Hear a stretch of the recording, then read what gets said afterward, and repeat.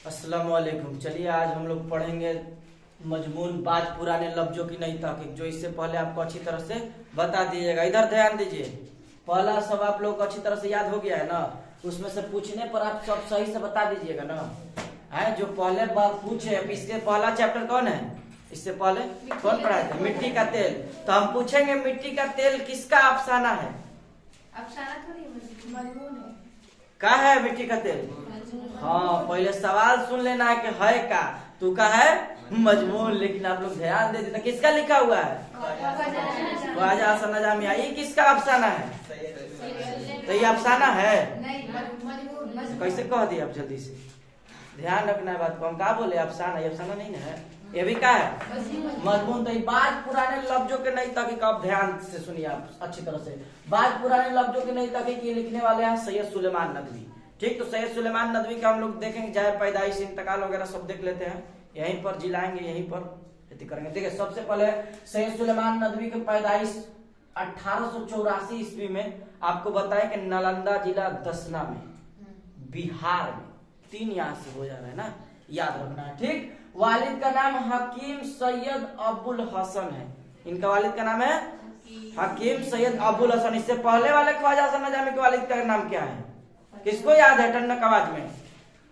अभी मुस्लिम concept clear करवा रहे थे। देखा है इसका असमतुल्लाह देख के कासिम अली तू लोग अगर लड़की अब बुझा पढ़ाना भी वही हाल है। ठीक है, तू लोग नहीं याद रखो। ठीक है, वालिद का नाम क्या है इनका? हकीम सैयद अबुल हसन। उनके वालिद का नाम सैयद आशिक अली। आपको ध्यान रखना है, कॉन्सेप्ट क्लियर बैठाते चलिए। उनका तो वालिद का नाम क्या है? तो हशमतुल्लाह बेग। वालिदा का नाम मशरूफ जहां बेगम। इस तरह से फरहतुल्लाह बेग के कंसेप्ट बैठाते चलिए। जब इनका चलिए तो इनका बोलिए, तो ये ध्यान रखिए कम से कम। आप फिर आगे पढ़ने का फायदा क्या होगा जब पीछे वाला याद ही नहीं रहेगा? तो चलिए आगे देखते हैं। सैयद सुलेमान नदवी। तो सैयद सुलेमान नदवी के देखिए वालिद का, इनका उस्ताद का नाम है शिबली नुमानी। ठीक, इनका उस्ताद का नाम क्या है? शिबली नुमानी। इंतकाल 1953 ईस्वी में कराची में हुआ। देखिए नहीं लिखाया है, कहाँ हुआ? कराची। कराची हिंदुस्तान में है कि पाकिस्तान में? पाकिस्तान में। ये क्लियर है लग रहा है। ठीक, तो याद रखना है। फरहतुल्लाह बेग के पाकिस्तान में पैदा हुए कि तो हिंदुस्तान में? दिल्ली पाकिस्तान में नहीं है ना। अच्छा, इंडिया गेट वो इंडिया में है। चलिए ठीक है, क्लियर। इंडिया गेट दिल्ली में। देखिए और उसके बाद सैयद सुलेमान नदवी से कुछ देख लेते हैं। देखिए इनका एक किताब भी खास तौर पे मजामिन के मजमुआ नुकूश सुलेमानी जो है, ये भी ध्यान रखना है आपको। उसके बाद से इनका जो 2 किताब है ये मजामिन के, और देखिए ध्यान रखिए मकालात और सुलेमान, ये दोनों उनका ऐसी है। तो ये आप ध्यान रखिए, नुकूश सुलेमानी से मकाती है। और उसके बाद एक सीरतुन नबी है जो नाम मुकम्मल था, जिसको मुकम्मल ही किए थे सैयद सुलेमान नदवी। ये भी आपको अच्छी तरह से याद रखना है। उसके बाद सैयद सुलेमान नदवी, ये आपको ध्यान रखिए कि आगे के तालीम के लिए वो फुलवारी शरीफ गए और मदरसा इमदादिया दरभंगा में दाखिल हुए। अगर कहेगा सैयद सुलेमान नदवी कहाँ दाखिला लिए, तो मदरसा इमदादिया दरभंगा में। ये आपको याद रखना। ठीक, उसके बाद ये इनका जो तलस्सुम था, इनके किताबें वो तसनीफ व तालीफ पहले से पढ़ चुके थे। जो 1902 ईस्वी में पहला मजमून पटना के रिसाला अल-पंच। इनका रिसाला का नाम क्या है? अल-पंच। आपको अच्छी तरह से ध्यान रखना है, रिसाला का नाम क्या है? अल-पंच। और इनका अशार नज़्में गजलें भी शाये हो चुके हैं, तो आपको ये भी ध्यान रखना है। मजमून में आखिर वक्त शाये हुआ है। और उसके बाद से सैयद सुलेमान नदवी की ये जो मौलाना अबुल कलाम के अल हलाल जो अखबार था, उससे ये वाबस्ता थे। बस इससे उसके बाद आपको नहीं ध्यान रखना। ये भी ध्यान रखना, इसमें शायद कहा दिया है, छोड़िए ना। सैयद सुलेमान नदवी 4 जुबानों के माहिर थे। सैयद सुलेमान नदवी 4 जुबानों के नाम माहिर थे। कौन कौन? तो ध्यान रखिएगा, अरबी, फारसी, उर्दू, एक और हो जाएगा अंग्रेजी। एक और क्या हो जाएगा? अंग्रेजी। तो आपको अच्छी तरह से याद रखना, 4 जुबानों के माहिर थे। ये भी क्लियर हो गया। उसके बाद इनका किताब जो है, तो किताब में आपका ध्यान रख लीजिएगा। इनको किताबों में जो किताब है वो भी देख लीजिए, ताकि आप अच्छी तरह से इसको भी अगर किताब पूछेगा तो आप बता दिएगा। देखिए अरब व हिंद के ताल्लुकात, अरबों के जहाज की रानी, सीरत आयशा और रहमत मशहूर किताब है। देखिए किताब में इनका देख लीजिए, अरबों की जहाज की रानी, सीरत आयशा, हयाम और रहमत आलम इनकी मशहूर किताबें हैं। तो सैयद सुलेमान नदवी से इतना हम लोगों के बहुत अच्छा से ध्यान रखना। अब चलिए हम लोग चलते हैं मजमून की तरफ। कौन मजमून है? बात पुराने लफ्जों की नई तहकीक। तो देखिए ध्यान से सुनिए, सबसे पहले इसको हेडिंग को समझते है का बाज पुराने दीगर। पुराने मतलब क्या होता है? नया ना, एकदम न्यू। अच्छा पुराना प्राचीन है, तो प्राचीन ये हो गया पुराने लफ्जों की नई तहकीक, यानी जो पुराना लफ्ज उन लोगों को हम जायजा लेंगे किसमें नया नहीं बदलने के लिए, नया तहकीक करने के लिए। इसके बारे में लिखे, के लिखे? तो सैयद सुलेमान नदवी। याद हो गया ना आपको? क्लियर। अब ये हेडिंग समझिए कि वो इसमें लफ्ज आएगा निहार, आहार, कलिया, कलई, ये सब आएगा। तो हम लोग कैसे सीखेंगे? लफ्ज है, नई तहकीक जांचेंगे का है। हैदराबाद वाला भी आएगा, ध्यान रखिएगा। तो आप चलिए इसका मजमून के खुलासा की तरफ चलते हैं। देखिए सबसे पहले ध्यान रखिए, देखिए सुनिए, इधर ध्यान रखिए। पेट के लिए खानों में सबसे ज्यादा जरूरी खाना कौन सा है? तो ध्यान रखिए, लोग अपने अपने तजुर्बा और आदत के मुताबिक कई जवाब दे सकते हैं, लेकिन मैं समझता हूँ जो मेरा ख्याल है अक्सर सबसे खानों में अहम खाना नाश्ता है। ध्यान रखना, अभी हम उसको नहीं लेंगे, इसलिए कि नाश्ता जब हम लोग कर लेते हैं तो सारा दिन पड़े जाने से सारा दिन उसके लिए ढारी से यानी नहीं समझ में आ रहा है। यह अजब बात है कि नाश्ता के लिए अक्सर जुबानों में भूख तोड़ने की इस्तिलाह बन गई। नाश्ता भूख तोड़ने की इस्तिलाह है। भूख तोड़ने के लिए इस्तिलाह क्या है? नाश्ता। ध्यान रखिएगा। देखिए ये दो जुबानों में इस्तेमाल होता था, एक पूरब और एक पश्चिम में, यानी अरबी और अंग्रेजी में। आ जाएगा क्वेश्चन, सवाल कि नाश्ता किन दो जुबानों में इस्तेमाल हुआ था? एक अरबी और ध्यान रखना ये आपको अच्छी तरह से, एक पूरब की और एक पश्चिम की, यानी अरबी और अंग्रेजी, यही दो जुबान समझता हूँ। ठीक है, अरबी में इसको फुतूर कहते हैं, नाश्ता को अरबी में क्या कहते हैं? फुतूर। आपको अभी से सब सवाल देखते रहना है ताकि कोई छूटे ना। जिसे देखिए इससे मुसलमानों का इफ्तार निकला है, जिससे इफ्तार करे तो इसको इफ्तारी कहते हैं। हम लोग इफ्तार करते हैं ना, अच्छा छाना हुआ चीज, तो कहाँ है इफ्तार? तो दिन भर हम लोग भूखे रहते हैं, वही भूख से भूखे रहने के कारण ये फुतूर निकला है। फुतूर के माना क्या है? तोड़ने के। तो हम जब लोग दिन भर रहते हैं भूखे तो सांझ को क्या कर देते हैं? तोड़ देते हैं। तो ये इफ्तार से निकला है। अब समझ में आया ओ काहे कहते हैं इफ्तारी करने चलो। समझ में आ रहा है ना? आगे देखिए, इसीलिए मुसलमानों को इफ्तारी कहते हैं। फुतूर के माने तोड़ने के हैं। फुतूर के माने क्या है? तोड़ने के हैं। फुतूर के माने यानी रोजा की भूख तोड़ना। जब हम लोग दिन भर भूखे रहते हैं तो शाम को क्या करते हैं? उसको भर पेट खाकर तोड़ देते हैं। नहीं तो भर पेट भी नहीं खा लेना है। अभी ध्यान रखने का, हमारा नाश्ता भी इस किस्म का लफ्ज है। फारसी में इसके माने भूखे के हैं, जिसने सुबह से कुछ ना खाया। आए ध्यान रखिए। अब देखिए यह नाम इस आदमी का जिसने मुंह में सुबह से कुछ ना पड़ा हुआ। अब हम इस चीज को कहते हैं जो सुबह सवेरे ऐसे आदमी खिला दी जाए, यानी शख्स के बजाय किसी चीज का हो गया है। देखिए समझिए, यानी कह रहा है कि मान लीजिए ये जो भूख तोड़ने की इस्तिलाह क्या है? नाश्ता है। अब फुतूर का अर्थ क्या है? तो तोड़ने के। तो कैसे है भैया? तो हम लोग सुबह में भूखे रहते हैं, सुबह से लेके तो शाम में तोड़ देते हैं, तो उसी का नाम फुतूर से इफ्तार निकल गया है। क्लियर? समझ में आया ना? इफ्तारी कैसे बना है? यानी फुतूर के माना क्या है? तोड़ने के। अरबी में नाश्ता को क्या कहते हैं? तो फुतूर। ठीक, ये आपका क्लियर हो गया अच्छी तरह से। देखिए अब आगे इस माने में एक लफ्ज निहार आता है। ध्यान रखिए, इस लफ्ज में एक माना निहार आता है। निहार आता है, आपको ध्यान रखना है। निहार बोलते हैं, असल में निहार मुंह यह फारसी है। ये कौन जुबान है? फारसी। आपको अच्छी तरह, मगर देखिए कि यह फारसी हिंदुस्तानी से ऐसे मिल गया है, यानी यह हिंदुस्तानी भी दो जुबान आ गया ना निहार में, फारसी और हिंदुस्तानी। गोया हिंदुस्तानी ही है, यानी मिल जा रहा है दो जुबान। ध्यान रखिए, इसकी असलियत नाहार है। इसकी असलियत क्या है? नाहार। इसकी असलियत क्या है? नाहार। ना मतलब नफी के लिए है और हार का माने गीजा। गीजा बोले तो वही जो हम लोग खा रहे हैं, चना वगैरह, पकौड़ी वगैरह, ये सब क्या है? गीजा। खाने की चीज को क्या कहेंगे? गीजा। नहार यानी नहीं खाया हुआ, यानी निहार मतलब नहीं खाया हुआ। अब इससे नहारी यानी निहारी तैयार हुई, जो सुबह को निहार मुंह खाई जाए। और लखनऊ और दिल्ली में यह खास चीज बन गई है। बाजारों में तो पकी पकाई चटपटी मिलती है, ठीक, बाजारों में क्या मिलता है? चटपटी मिलती है। नाहार से आहार याद आया। आहार आटे की उस लेई को कहते हैं जो कागज और कपड़े पर उस लिए चढ़ाई जाती है कि उसकी मजबूती हो जाए। देखिए लेई किस लिए चढ़ाया जाता है? ताकि उसमें मजबूती हो जाए, बहुत अच्छी तरह से उसमें ताकत और कुवत बख्शने के लिए लेई को चढ़ाया जाता है। अब आगे और ध्यान रखिए आप, अब आगे इधर देखिए, कपड़े के कुवत के लिए, यानी जब आप देखिएगा कभी कभी पतंग में मांझा भी डाला जाता है तो उसमें बहुत सारा लेई चढ़ाया जाता है, तो उसमें किस लिए? बरियार करने के लिए धागा को। आए कप सूती वस्त्र में भी चढ़ाया जाता है, तो ये भी ध्यान रखिएगा। ठीक, अब आगे समझिए, रोजमर्रा में खानों में कलिया, एक लफ्ज इस्तेमाल हुआ है कलिया। यहाँ देखिए ये है कलिया। कलिया देखिए, कलिया कोरमा बहुत आम चीज है। कलिया की शक्ल अरबी है। ये कलिया क्या है? अरबी है, ध्यान रखना।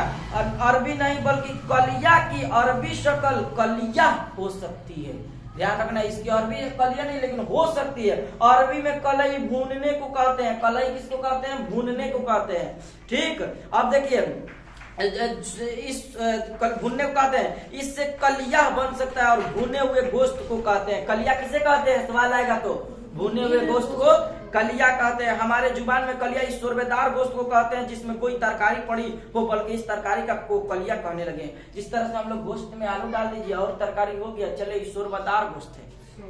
समझ में आ रहा है ना? कुछ पड़ जाने को कैसे पड़ेगा? जब डालेंगे तब तो पड़ेगा। आलू डालने पर अच्छा लगता है ना जी, बड़ी अच्छा लगता है। तो ये हो गया तरकारी में कुछ पड़ जाने को क्या कहेंगे? शोरबेदार। समझ में आ रहा है ना? कलिया इधर देखिए, इधर ताकते रहिए। हाँ, समझ में आ रहा है ना? बल्कि इस तरकारी को कलिया कहने लगे। कोरमा तुर्की लफ्ज है। कोरमा कौन सा लफ्ज है? तुर्की। ये भी ध्यान रखना, हमारी जुबान में एक लफ्ज मौजूद सुर्खी है। सुर्खी, सुर्खी तुर्की उसका वो अलग है, कोरमा जुबान वाला, ये सुर्खी है। खे वाला सुर्खी। सुर्खी से मुराद उन्वान है। आप समझिए सुर्खी से मुराद क्या है? उन्वान। अब ध्यान रखिए, जो देखिए यह स्याही से सुर्खी कैसे बन गया। देखिए सबसे पहले बता दें आपको, छोड़िए किताब, सुर्खी का माना लाल भी होता है। पहले देखी होंगी छापाखाने और छापाखाना वगैरह पे आपको रेड जो दिख रहा था हेडिंग या टॉपिंग, वो कलम से ही दिख रहा था, यानी किस चीज से? लाल रंग चाहिए। सुर्ख मतलब लाल होता है। सुर्खी से मुराद उन्वान या टॉपिक हेडिंग। ठीक, अब आगे देखिए, ध्यान रखिए, जमाने में कलई किताबों में बाब और उन्वान में इम्तियाज के सुर्खी से लिखा करते थे। अब हमारे जमाने में जब अच्छा छापा ईजाद हुआ तो खुद बाब या मजमून उन्वान सुर्खी को कहने लगे। यानी जब छापा ईजाद हुआ तो हम लोग जो हेडिंग डालते हैं, ये पहले इसको क्या कहेंगे? सुर्खी कहेंगे, यानी उन्वान कहेंगे। ठीक, अब अच्छी तरह से इधर ध्यान दीजिए। अब दो लफ्ज आया, इसको लिख के समझाएंगे तब आप समझिएगा। देखिए अहदी, अहदी एक माना है, पहले इधर दिख रहा होगा इसमें, अहदी, अहदी। ये देखिए दोनों में आपको फर्क समझना है। अगर कहेगा अहदी तो अहदी का माना होता है सुस्त या काहिल, सुस्त या काहिल। ये अहदी का माना होगा अकेला। ठीक, अहदी का माना क्या होगा? अकेला। तो इसी में दिया है, अहदी के माने हमारी जुबान में सुस्त और काहिल के, मगर उन सुस्त काहिलों में पैदावार तारीख अहदी और अहदी है। अहदी के माने अरबी में एक है और सिपाही फौज। और ये बताएं कि ये वाला अहदी के माने जबर दोनों में लगा तो अहदी अकेला है। ठीक ना, ध्यान रखिएगा। जो ड्यूटी देता है ये आपको ले चलेंगे, सवाल में बता देंगे। आदि ये सब यहाँ नहीं, जुबान में यहाँ सब भी नहीं। हमारे जुबान में एक लफ्ज कलई, कलई है, ध्यान रखिए। आइए इसकी भी कुछ कलई खोले।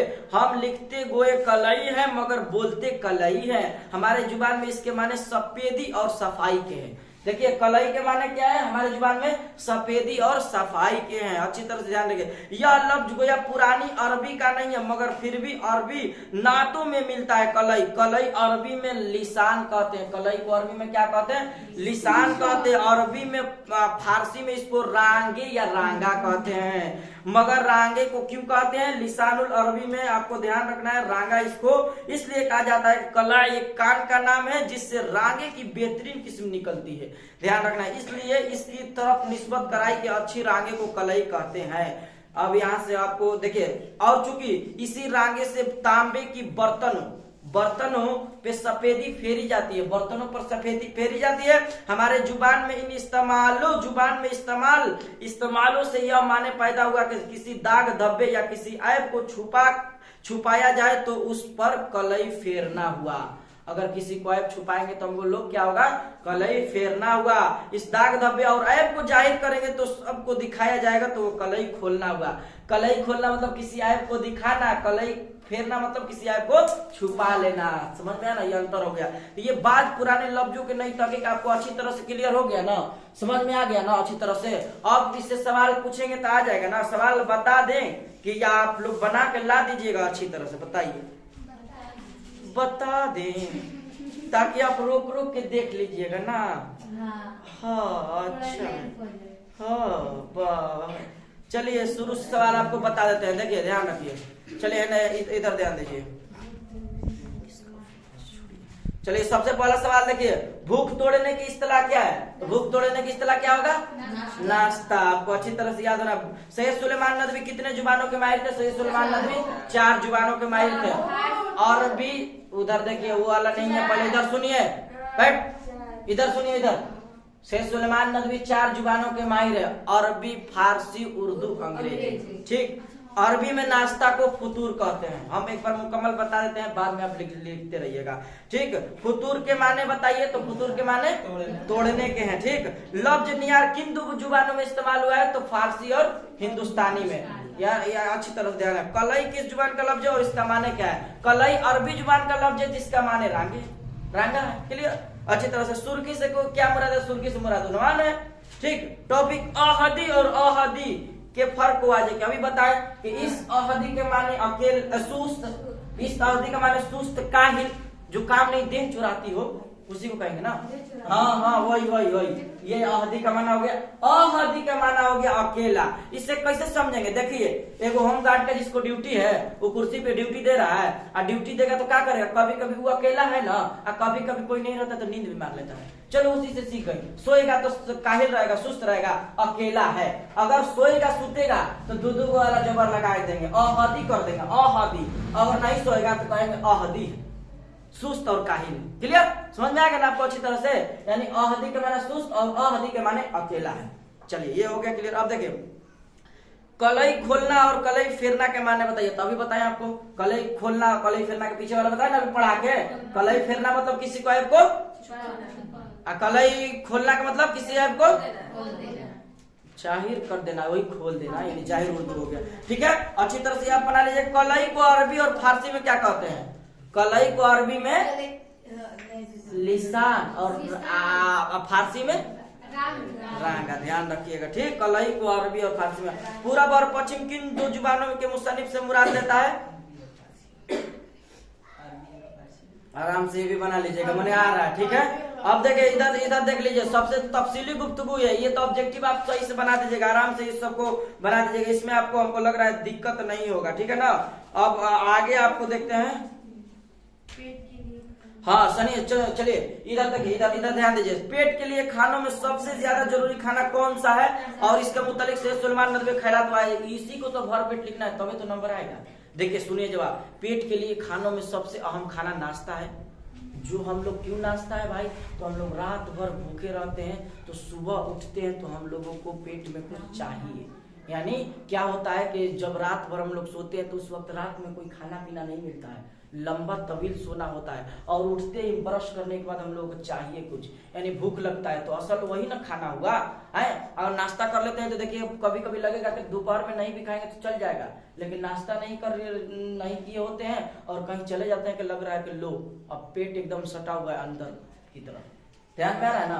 तो ये नाश्ते में सबसे लिए खानों में कौन नाश्ता हो जाएगा? हम नाश्ता होगा कैसे? नाश्ता कैसे होगा? आप अच्छी तरह से इसको लिख दीजिएगा कि जब हम लोग भूखे रहते हैं तो रात भर कुछ खाते पीते नहीं है, उस दरमियान हम लोग के खाने की जरूरत होती है जिसमें नहीं मिल पाता है, जबकि सुबह उठते हैं तो हम लोग को बहुत तेज भूख महसूस होता है, इसकी वजह से ये नाश्ता अहम होगा। ठीक है, अच्छी तरह से अच्छी तरह से लिख लिया। कलिया से क्या मुराद है? इसमें उससे अरबी और हिंदुस्तानी जुबानों में कैसे इस्तेमाल करते हैं? आप आराम से लिख दीजिएगा। कलिया से मुराद शोरबादार गोश्त है, बताए ना आपको है। और क्या कर रहा है? उससे अरबी और हिंदुस्तानी में किन जुबानों में कैसे इस्तेमाल किया गया उसमें भी बताए थे। इस तरह से अच्छी में इसको भी लिख देना बढ़िया से उसमें जाके। नए और पुराने नुक्ते निगाह में सुर्खी से के माना का जायजा लीजिए। सुर्खी से मुराद उन्वान है, पता है ना आपको, सुर्ख का माना लाल रंग होता है। जो पहले छापे खाने में जो इजाद हुआ था तो उसमें लोग हेडिंग लाल रंग से ही पहले देते थे, टॉपिक यानी उन्वान को आए, और जब से इजाद हुआ तो उसमें ये सब बातें इस सुर्खी वाला में हो जाएगा। आप लिख के लाइएगा, उसमें अच्छी तरह से कर देंगे, ज्यादा वीडियो लंबी हो जाएगी। आगे देखिए, बाद पुराने लफ्जों के नहीं तक सैयद सुलेमान नदवी किस किताब से माखोज है? तो ये नुकूश सुलेमानी से माखोज है, जो पढ़ाने के दरमियान आपको बताए थे, ठीक ना। अच्छा, सैयद सुलेमान नदवी के उस्ताद ग्रामी का नाम बताइए। तो शिबली नुमानी, देखिए यहाँ लिख भी दिए हैं, उस्ताद ग्रामी, उस्ताद बोले तो मास्टर, उस्ताद, ठीक, सौर ना। चलिए ध्यान रखिए। आगे देखिए, सैयद सुलेमान नदवी की जाए पैदाइश दसना बिहार के किस जिले में हुई? आराम से लिख दीजिएगा। कौन जिला? दरभंगा में ना? हाँ, कराची में है क्या? नालंदा जिला नो, याद नहीं है, बताओ चलो। नालंदा जिला, ठीक। हमारी जुबान में शोरबादार गोश्त क्या कहते हैं? देखिए 6 नंबर छूट रहा है, आराम से लिखिएगा। हमारे जुबान में शोरबादार गोश्त को कलिया कहते हैं, बताए ना, कलिए का ना शोरबादार। अभी हम लोग आलू का गोश्त फेंटे थे, याद है ना, आलू गोश्त फेंटेंगे कलिया हो जाएगा, उसी को लिख देंगे शोरबादार गोश्त हो जाएगा। शोरबादार यानी शुरुआ मिला के आलू गोश्त सब, समझ में आ रहा है ना, आराम से लिख दीजिएगा। देखिए आगे चलिए। आगे सैयद सुलेमान नदवी जय पद। सैयद सुलेमान नदवी के पढ़ने लिखने का खास मैदान तारीख इस्लाम था। खास मैदान कौन सा था? तारीख इस्लाम, ध्यान रखिएगा, इसको अच्छी तरह से लिख लीजिएगा, ठीक। हमारे देखिए अब ये सब देखिए, ये सब जो दे रहा है ना आपको तफसीली गुफ्तगू में, हमारे खानों में नाश्ते की अहमियत क्या है, भर पेट अच्छी तरह से लिख दीजिएगा, किस तरह से, काहे है, क्यों है, आए बना के लाइएगा, उसको हम लिख के बढ़िया सुधरवा देंगे, तो अब आपका नंबर अच्छा आएगा। और जो देख रहे हैं वीडियो उनके लिए क्या होगा, वो भी बना के अपना भेज सकते हैं। ये नंबर है 62 023 89 453, ये आप इस पर भेज दीजिए बनाकर। अगर इंशाअल्लाह ताला वक्त के मुताबिक आपको जवाब इस पर भी दे दिया जाएगा, ठीक। जो वीडियो देख रहे हैं आप लोगों के तो इसे ग्रुप में छूट जाएगा, यहाँ भी लिख के दे दिया जा रहा है ना, आराम से। तो आप लोग की आसान है, लिखवा दिया जाए, लेकिन याद भी चाहिए, ध्यान रखिएगा। तो ये नंबर है, जो देख रहे हैं आप चाहे तो भेज सकती हैं या सकते हैं, उसको अच्छी तरह से देखकर फिर उसको भी भेज दिया जाएगा वक्त के मुताबिक। वक्त बहुत किल्लत है, इसलिए समय के मुताबिक देखा जाएगा, ठीक है। तो आप जरा सब्र करेंगे या करेंगे, ठीक है। तो आज के लिए हम लोग इतना ही रहने देते हैं। अस्सलाम वालेकुम।